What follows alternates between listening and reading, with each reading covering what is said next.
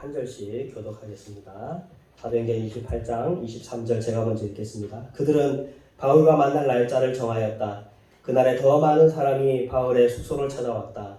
그는 아침부터 저녁까지 그들에게 하나님 나라를 엄숙히 증언하고 모세의 율법과 예언자의 말을 가지고 예수에 관하여 그들을 설득하면서 그의 속내를 터놓았다. 그들은 그를 맞아서 그를 믿지 않았다. 그들이 이렇게 견해가 서로 엇갈린 채로 흩어질 때에 바울은 이런 말을 한마디 하였다. 성령께서 예언자 이사야를 통하여 여러분의 조상에게 하신 말씀은 적절합니다. 곧 이런 말씀입니다. 이백에 가서 말하여라. 너희가 들어도 깨닫지 못하고 보기는 봐도 알지 못한다. 이 백성의 마음이 무뎌지고 귀가 먹고 눈이 감기어 있다. 이는 그들로 하여금 눈으로 보지 못하게 하고 귀로 듣지 못하게 하고 마음으로 깨닫지 못하게 하고 돌아서지 못하게 하여 내가 그들을 고쳐주지 않으려는 것이다. 그러므로 여러분은 하나님이 모든 소식이 이방 사람에게 전가되었음을 알아야 합니다. 그들이야말로 그 뜻을 알고 받을 것입니다. 바울은 자기가 얻은 셋집에서 꼭 2해 동안 지내면서 자기를 찾아오는 모든 사람을 맞아들였다. 그는 다음 영광에도 받지 않고 아주 담대하게 하나님 나라를 전하고 주 예수에 관한 것을 가르쳤다. 아멘. 오늘 드디어 사도행전의 마지막 시간입니다.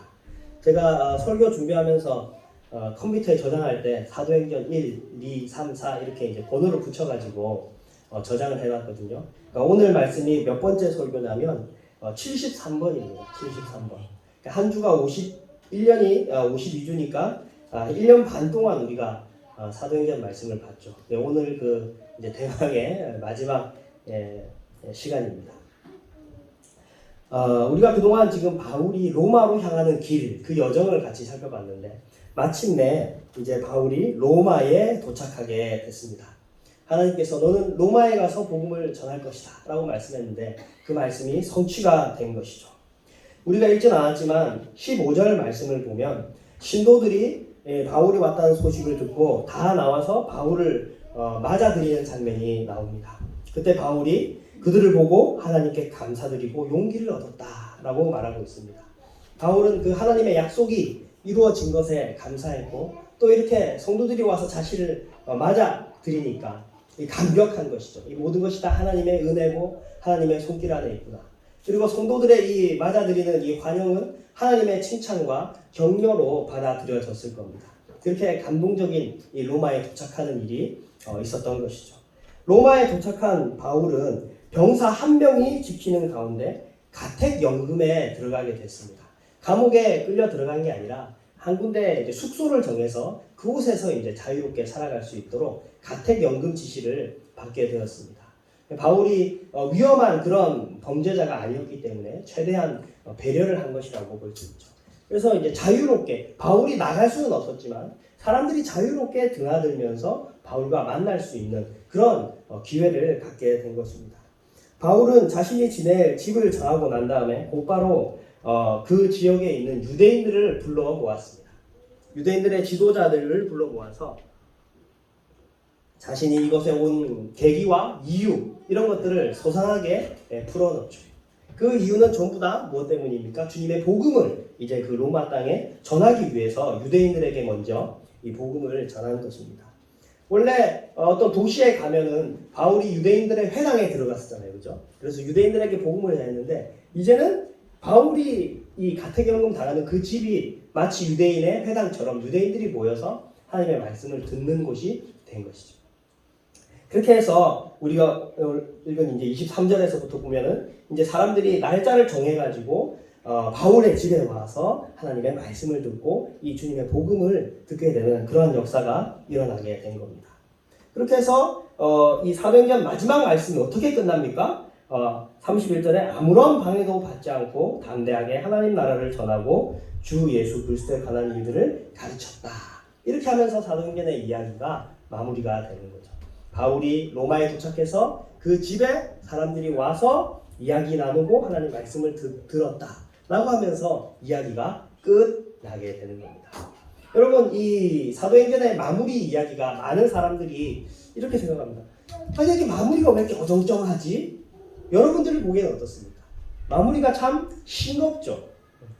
원래 이렇게 영화나 드라마나 이런 거를 보면 이렇게 이야기가 클라이막스로 막 치닫다가 어떤 갈등의 문제들이 해결되고 뭐 해피엔딩으로 끝나든지 아니면 뭐 새드 엔딩도 있겠죠. 이렇게 좀 장대한 이야기의 마무리가 멋지게 팍 이렇게 마무리되는 경우가 많은데 사도행전의 이야기는 너무 심심하게 이야기가 끝나버리는 겁니다. 이렇게 이야기가 끝나면 안 될 것 같은데 바울이 나중에 이제 순교하게 되는데 순교의 이야기까지 딱 얘기가 하고 이렇게 딱 끝나야 이야기가 끝날 것 같은데 혹은 이 로마가 완전히 이제 복음으로 뒤집혀지는 그런 멋진 이야기로 이야기가 끝났으면 좋겠는데 그렇게 끝나는 게 아니라 그냥 그랬다 하고 끝나버리는 거예요. 사람들이 와서 바울의 집에 드나들었다 이러고 이제 이야기가 끝나버리는 겁니다. 그러니까 이게 좀 마무리가 좀 심심하다 이렇게 생각될 수가 있습니다. 그런데 이 사도행전 이야기는 이렇게 끝마침되는 것이야말로 이렇게 심심하게 평범한 일상으로 이야기가 끝나는 것이야말로 가장 좋은 마무리입니다. 왜냐하면 이 하나님 나라가 전파되는 이야기가 이 사도행전의 이야기지 않습니까? 이 하나님 나라가 전파되는 이야기는 오늘날까지도 아직 끝나지 않았기 때문에 그렇습니다. 주님이 다시 오시는 그날까지 우리는 이 복음을 전파하는 사명을 가진 사람들이죠. 우리가 지금 이 한국 땅에서 하나님을 예배할 수 있는 이유가 뭡니까? 그 옛날 외국 서양의 선교사들이 목숨을 걸고 배를 타고 넘어와서 주님의 복음을 전했기 때문에 우리가 이렇게 하나님을 예배할 수 있는 것이지 않습니까? 그리고 또 지금도 수많은 한국 교회의 한국인 선교사들이 제3국으로 가서 주님의 복음을 전하고 있습니다. 그러니까 하나님 나라가 확장되어져 가는 이 이야기는 아직까지도 끝나지 않는 거죠. 계속해서 이어지고 있는 거죠. 그렇기 때문에 이 사도행전의 이야기가 이렇게 마치 마지막이 아닌 것처럼 뒷이야기가 더 있는 것처럼 이야기를 마무리 짓고 종결 짓고 있는 것입니다. 그래서 사도행전의 마무리가 이렇게 끝나는 것이 가장 적절하다라는 것이죠. 그렇기 때문에 여러분 사도행전 누가가 쓴 사도행전은 이 28장에서 끝이 나지만 하늘나라에서 지금 하나님께서 바라보시면서 펼쳐내고 있는 사도행전의 이야기는 오늘까지도 계속 이어지고 있는 겁니다. 그 옛날 바울이 그랬던 것처럼 베드로가 그랬던 것처럼 빌립이 그랬던 것처럼 그 사도행전의 이야기의 주인공들이 오늘날에는 그럼 누가 주인공일까요? 바로 저와 여러분들이 바로 이 사도행전 이야기의 주인공인 것이죠. 우리들은 사도의 가르침을 그대로 받아서 하나님을 섬기고 있는 주님의 제자들입니다. 우리들도 사도행전의 주인공이라는 사실을 잊지 마십시오. 우리들도 이 바울과 같은 베드로와 같은 그런 똑같은 성경의 주인공이 될 수 있는 인물들입니다. 우리는 우리의 의지와 상관없이 우리를 통해서 하나님 나라가 확장될 때 이미 사도행전의 주인공입니다. 여러분 우리 오늘날 그동안 한국 교회 120년, 130년 역사 가운데 오늘같이 요즘같이 가장 교회의 이미지가 나쁜 때는 없습니다. 그렇죠? 가장 교회가 욕 많이 먹는 시기가 코로나를 특히나 통과하면서 코로나에서 또 막 이런저런 문제들이 생겨가지고 그 어느 때보다 교회가 가장 큰 욕을 먹고 있고 이미지가 가장 나쁜 시대가 오늘입니다. 그 가운데 저와 여러분들이 있는 거죠. 참 힘든 가운데 우리가 신앙생활 하는 거고 눈치 보면서 신앙생활 하고 있는 그런 시절이라고 저는 생각을 합니다. 근데 여러분 만약에 이 복음의 이야기가 하나님 나라가 확장되는 이야기가 오늘날 우리 세대에서 우리에게서 저와 여러분들 가운데 끝나버린다면 그 사도행전의 이야기가 그때 끝나버린다면 그게 얼마나 부끄럽고 하나님 앞에 고개를 들지 못하는 일이 되지 않겠습니까? 어떤 목사님의 딸이 진주에 있는 어떤 목사님의 딸이 진주시청에 근무를 하는데 우리 코로나 한참 터졌을 때 예배 참석 20% 좌석의 20%가 참석하게 해주는 그런 게 있지 않습니까? 그래서 전 교회 진주 시내에 있는 200 몇십 개 되는 교회 전 교회에 이제 이분이 전화를 해가지고 이제 그 파악을 했대요. 교인 수가 몇 명인지, 좌석이 몇 개인지 이렇게 다 파악을 했답니다. 그래가지고 이제 정말 실제적인 진주시의 기독교 인구가 몇 명인가, 그거를 이제 파악하게 된 거죠. 코로나 덕분에. 그렇게 해서 이제 했는데, 이제 문제는 교회들이 다 약간 뻥튀기를 하죠. 교회들이 다 이제 뻥튀기. 왜냐면은 사람 수가 많아야, 그 20%라고 했으니까 자리수가 넓고 많아야 최대한 더 많은 사람들이 교회에 와서 예배 드릴 수 있지 않습니까? 그러니까 이제 뻥튀기를 이렇게 해서 이제 보고를 한 거를 상정하고, 어쨌든 그렇게 해서 보니까 진주시의 교회 인구가 몇 명이냐면 5%였답니다. 5%. 근데 이제 이게 뻥튀기니까 그거를 이제 마이너스 얼마나 해야 될까요, 이게? 이제 좀 이렇게 보수적으로 보면은 이게 한 2점 몇 프로일 것이다. 실제로 진주에 교회를 다니는 사람은 2점 몇 프로일 것이다. 이렇게 말씀을 하시더라고요. 2점 몇 프로면 정말 한 세대 뒤에 우리 신동교회 인구 비율만 해도 그렇지 않습니까? 나이 많으신 분들이 있고 젊으신 분들도 있지만, 또 다른 교회 저 근처에 있는 어떤 약 100명 정도 모이는 교회는 100명 정도 모이는 교회인데 80명이 70대 이상이라고 그러더라고요. 그러니까 한 세대가 지나버리면 지금 약 2점 몇 프로의 진주시의 기독교 인구인데 한 세대가 지나버리면은 이거 1%도 안 되는 거 아니야? 이런 걱정이. 그러니까 이 하나님 나라가 확장되는 이 복음의 이야기가, 사도행전의 이야기가 한국 교회에서 우리 세대 때 끝나버릴 수도 있는 겁니다. 우리는 굉장히 위기 속에 있는 거죠. 그러니까 그런 부끄러운 일을 우리가 당하지 않아야 되지 않겠습니까? 하나님 앞에 나중에 천국에 갔을 때 네 대에서 끝났다라고 하면 그것보다 얼마나 더 슬프고 안타깝고 부끄러운 일이 어디에 있겠습니까? 이 복음의 이야기는 계속해서 이어져야 됩니다. 우리 이야기가 여기서 끝나는 것이 아니라 계속해서 이어질 수 있도록 우리는 우리에게 맡겨준 사명을 잘 감당해야 되겠습니다. 주님께서 맡겨주신 사명을 잘 감당하는 저와 여러분들이 되시기를 주님의 이름으로 축원합니다. 아멘. 이 사도행전의 이야기를, 전체의 이야기를 이렇게 한 문장으로 딱 잘라 말하면 어떻게 말할 수 있을까요? 이걸 한 문장으로 자른다는 것 자체가 좀 약간 말이 안 되는 거이긴 하지만, 그래도 제가 이 사도행전 전체 이야기를 한 문장으로 요약하자면 이렇게 될 것 같습니다. 복음이 유대인을 넘어서 이방인에게 전파되었다. 복음이 유대인을 넘어서 이방인에게 전파되었다. 이걸 사도행전을 한마디로 하면은 이렇게 정리를 할 수 있을 것 같습니다. 이방인에게 전파되었다는 말은 무슨 말이냐면 모든 사람에게 전파되어야 된다라는 말입니다. 그러니까 땅끝까지 주님의 복음을 전하는 이야기가 바로 사도행전의 이야기이죠.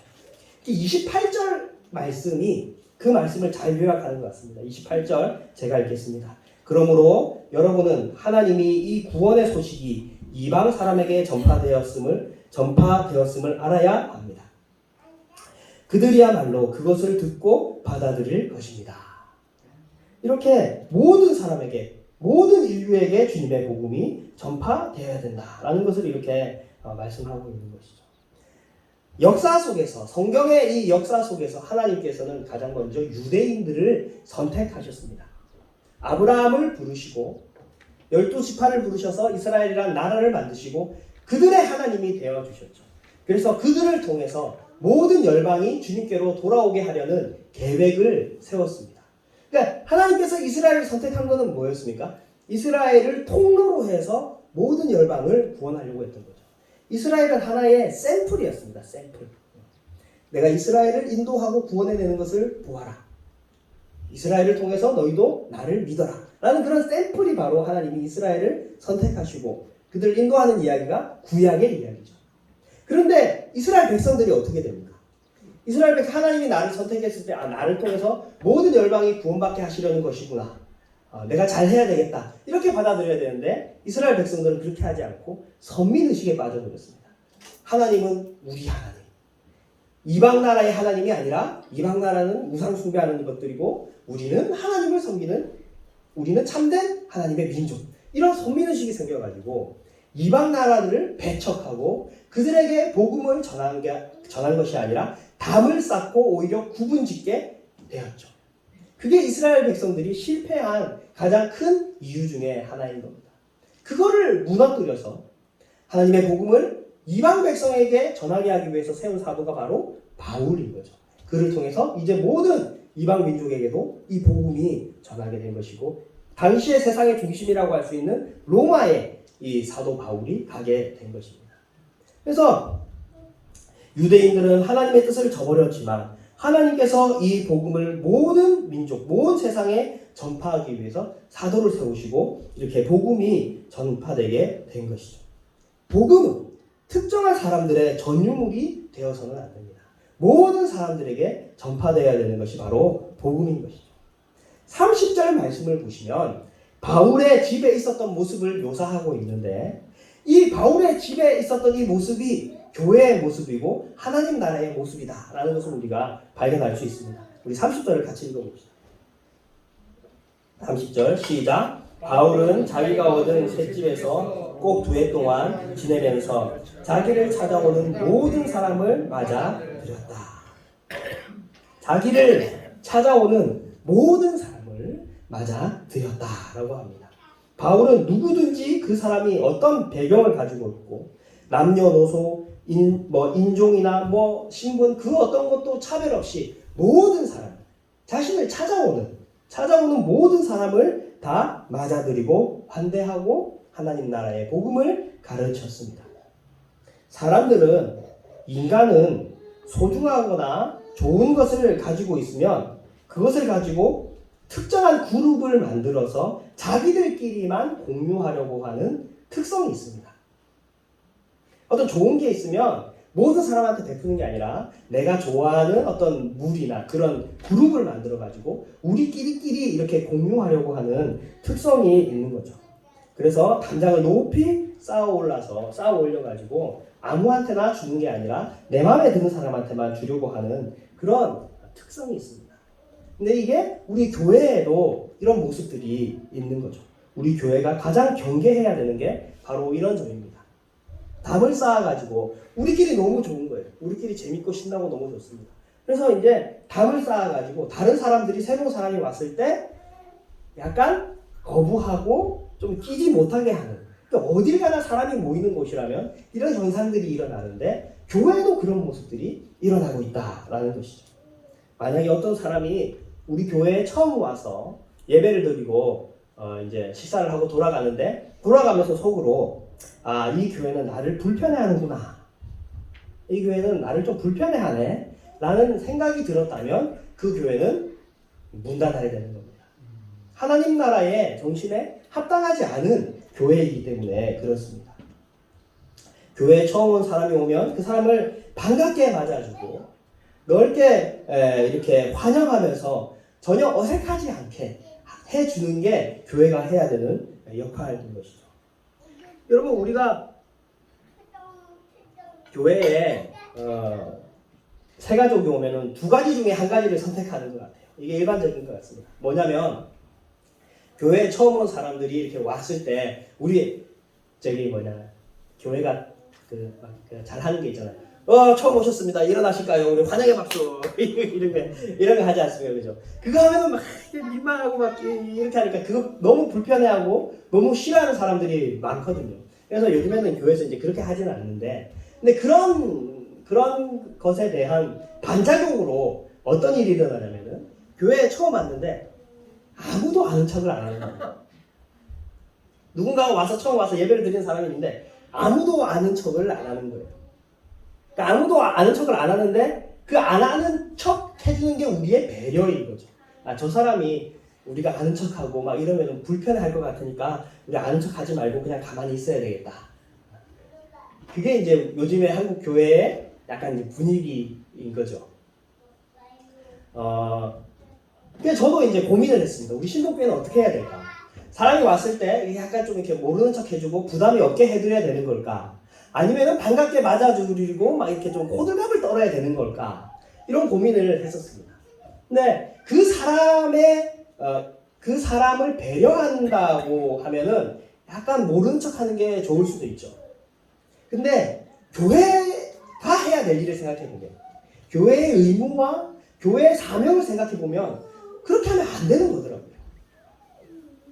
교회는 그렇게 하면 안 되는 거더라고요. 안 되는 거. 교회는 누군가가 오면 맞아들여야 되는 겁니다.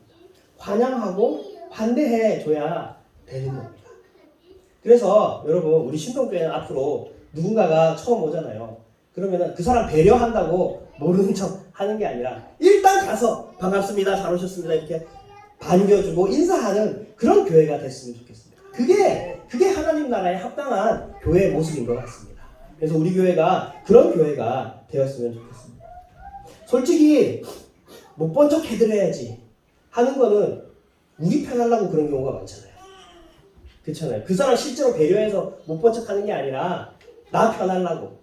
그래서 그냥 못 본 척 해드려야지. 이렇게 자기를 합리화하는 그런 게 솔직한 우리의 속마음이지 않습니까? 누가 처음 보는 사람을 반갑게 맞는 게 누가 쉽겠습니까? 다 어렵습니다. 다 어렵습니다. 그런데 그거를 우리는 해야 됩니다. 그게 교회의 사명이기 때문에 그렇습니다. 그런 차원에서 제가 한 가지 부탁을 드리겠습니다. 요즘에 우리 교회에 이제 막 새가족들도 많이 오고 이렇게 하니까 참 좋은데, 우리 교회가 보면은 참 먼저 남존도회 여러분들한테 제가 부탁을 드리겠습니다. 남존도회 여러분, 새가족이 와가지고 밥을 먹으면은 우리 좀 혼자 먹게 하지 마시고 좀 둘러싸가지고 같이 식사를 해주십시오. 예.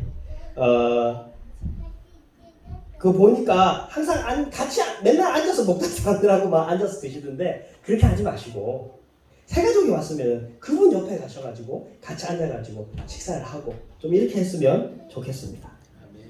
여전도에 여러분, 여성분들이 오셨을 때 마찬가지로 옆에 가서 앉아서 같이 식사를 해주셨으면 좋겠습니다.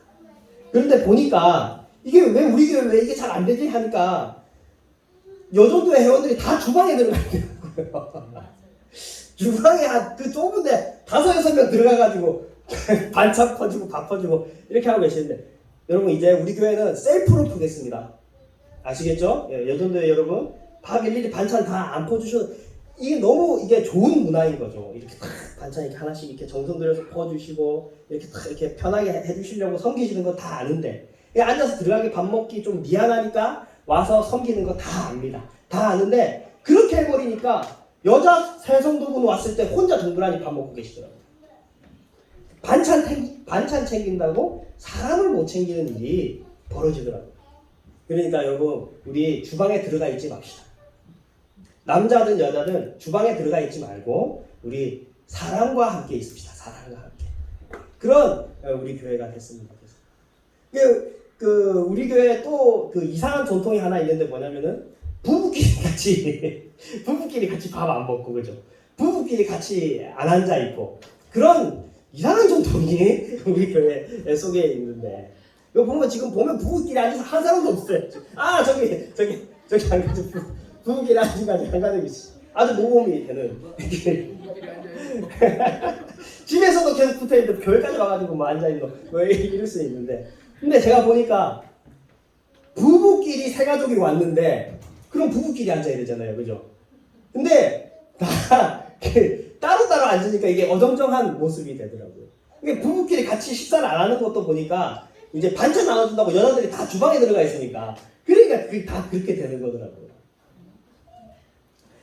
제가 설교 시간을 빌어서 여러분들한테 그동안 좀 지켜보면서 아쉽고 좀 바뀌었으면 좋겠다 하는 부분들을 조금 잔소리를 했습니다. 아멘. 우리 교회가 좀 더 이미 훌륭하고 좋지만 그런 부분들을 고치면 더 좋지 않을까, 더 이 하나님 나라에 적절한 교회 모습이 되지 않을까 하는 마음에서 제가 이런저런 말씀을 드렸습니다. 사랑하는 신동교회 성도 여러분, 교회는 모두를 팔 벌려 환영할 수 있어야 됩니다. 이방인은 하나님의 자녀가 될 수 없다라고 했는데 그 이방인을 하나님의 자녀가 되게 한 이야기가 바로 사도행전의 이야기입니다. 교회는 이러해야 합니다.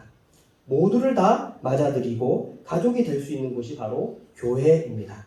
우리 신동교회가 이렇게 누가 오더라도 환대하고 환영하는 그런 사도행전의 그 교회의 모습이 될 수 있기를 주님의 이름으로 축원합니다. 같이 기도합시다. 하나님 아버지 은혜와 사랑을 감사합니다.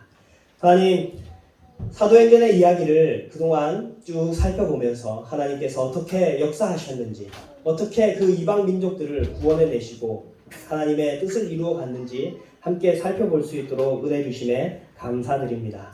하나님, 그렇습니다. 이 복음은 모든 자들에게 전파되어야 되고 오늘날도 땅끝까지 전파되어야 될 줄로 믿습니다.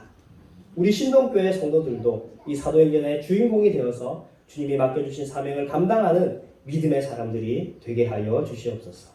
우리 신동교회도 이 사도행전에 등장하는 교회의 모습처럼 모두를 맞아들이고 모두를 반갑게 환영하는 그런 아름다운 교회가 될 수 있도록 함께하여 주시옵소서. 감사드리며 예수님 이름으로 기도했습니다. 아멘. 우리 함께 일어나셔서 찬송가 210장 찬송드리겠습니다.